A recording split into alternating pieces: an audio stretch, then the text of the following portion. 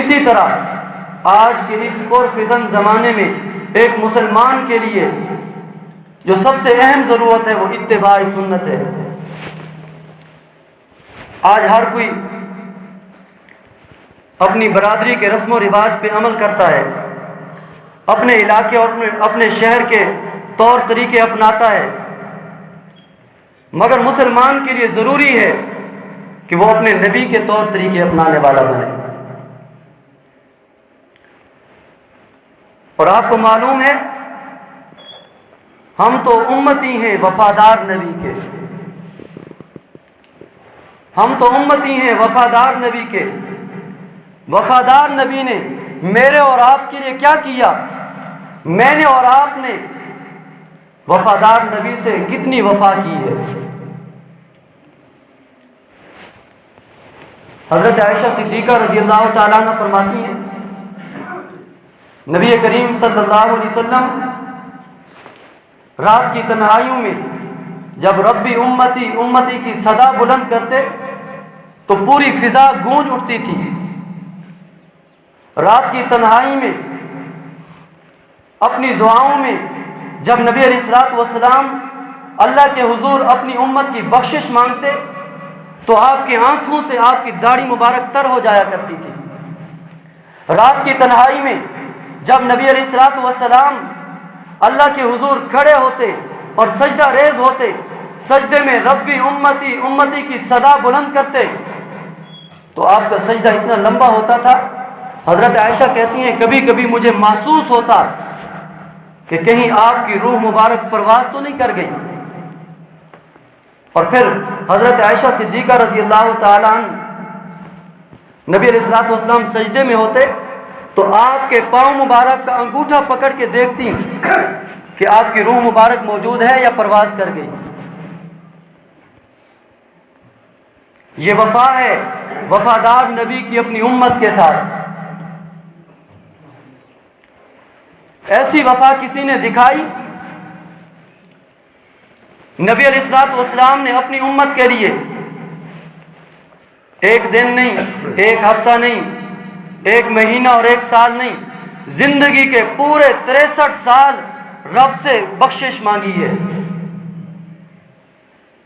حتیٰ کہ نبی علیہ الصلوۃ والسلام کا آخری وقت ہے، حضرت عزرائیل علیہ السلام، حضرت جبریل علیہ السلام ہزاروں فرشتوں کا لشکر لے کر آپ کی روح مبارک کا استقبال کرنے کے لیے در پہ حاضر خدمت ہیں۔ تو اس وقت بھی نبی علیہ الصلوۃ والسلام نے حضرت جبریل امین سے فرمایا کہ جبریل پہلے جاؤ میرے رب سے پوچھ کے آؤ میرے بعد میری امت کا کیا بنے گا۔ حضرت جبریل امین اللہ کے حضور سے واپس آ کر تسلی دیتے ہیں کہ محبوب اللہ فرماتے ہیں کہ آپ کے بعد آپ کی امت کو تنہا نہیں چھوڑوں گا۔ تب آپ نے فرمایا کہ اب میں اللہ کی ملاقات کے لیے تیار ہوں۔ نبی علیہ الصلوۃ والسلام نے پوری زندگی میری اور آپ کی بخشش کی دعائیں مانگنے میں گزار دی۔ میں نے اور آپ نے کیا کیا؟ کل قیامت کے دن اگر اللہ نے ایک سوال ہم سے پوچھ لیا کہ تم تو اس زمانے میں زندگی گزار کے آئے ہو جس زمانے میں لوگ اپنا تعارف پوری دنیا میں کراتے ہیں، جس زمانے میں لوگ اپنی ایجاد کی، اپنی بنائی ہوئی چیز کی پوری دنیا میں نمائش کرتے ہیں، اس کا تعارف کراتے ہیں، تم نے اپنے نبی کا تعارف، تم نے اپنے نبی کی سنتوں کا تعارف کتنا کرایا؟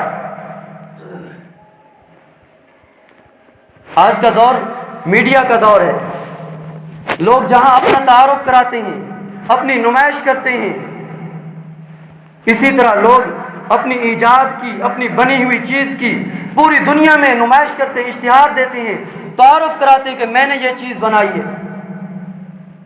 بڑی سے بڑی چیز کی بھی نمائش ہوتی ہے، اس کا تعارف ہوتا ہے، چھوٹی سی چھوٹی چیز کی بھی نمائش ہوتی ہے، پوری دنیا میں اس کا تعارف ہوتا ہے۔ کل قیامت کے دن اگر اللہ نے ہم سے پوچھ لیا کہ تم نے اپنے نبی کا تعارف کتنا کرایا، تم نے کلمے اور قرآن کا تعارف کتنا کرایا، تم نے اپنے نبی کی شریعت اور آپ کی سنت کا تعارف کتنا کرایا، تو ہم کیا جواب دیں گے؟ کیا ہم اللہ کے حضور کہہ سکتے ہیں کہ ہمارا لباس نبی کی سنت کے مطابق تھا؟ کیا ہم اللہ کے حضور کہہ سکتے ہیں ہماری شکل و صورت نبی کی سنت کے مطابق تھی؟ کیا ہم اللہ کے حضور کہہ سکتے ہیں کہ ہماری خوشی غمی اللہ کے نبی صلی اللہ علیہ وسلم کی سنت کے مطابق تھی؟ کیا ہم کہہ سکتے ہیں؟ اور پھر جس نبی کا کلمہ پڑھنے والے ہیں قیامت کے دن اس نے بھی کہہ دیا وقال الرسول یا رب ان قوم اتخذوا هذا القرآن مہجورا، ربا میری اس امت نے میرے بعد قرآن کو پس پشت ڈال دیا تھا، میری اس امت نے میری سنتوں کو میرے طریقے کو ایک طرف رکھ دیا تھا، تو کیا جواب دیں گے؟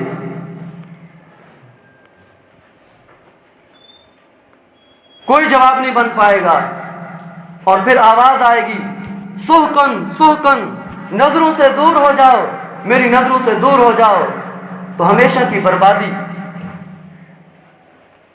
میں اور آپ اگر چاہتے ہیں کہ اللہ کے حضور ہم سرخ روح ہو جائیں تو آج کے زمانے کی سب سے بڑی ضرورت یہ ہے کہ ہم اتباع سنت میں اپنے آپ کو کھپا دیں۔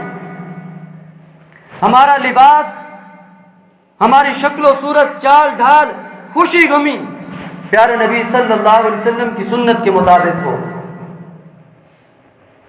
یار آج کے دور میں کوئی عبداللہ بن عمر رضی اللہ تعالیٰ عنہ جیسا ہو، حضرت عبداللہ بن عمر رضی اللہ تعالیٰ عنہ راستے میں جا رہے ہیں، بڑا قافلہ ہے ان کے ساتھ، ایک جگہ آئی تو عبداللہ بن عمر رضی اللہ تعالیٰ عنہ کہتے ہیں، پورے قافلے کو کہتے ہیں تم یہاں رک جاؤ، میں قضائے حاجت کر کے آتا ہوں۔ عبداللہ بن عمر رضی اللہ تعالیٰ عنہ راستے سے ہٹ کے ایک جگہ جاتے ہیں، ایسے بیٹھ جاتے ہیں جیسے کہ بندہ قضائے حاجت کے لیے بیٹھتا ہے۔ تھوڑی دیر بیٹھتے ہیں، پھر قضائے حاجت کیے بغیر کھڑے ہو جاتے ہیں۔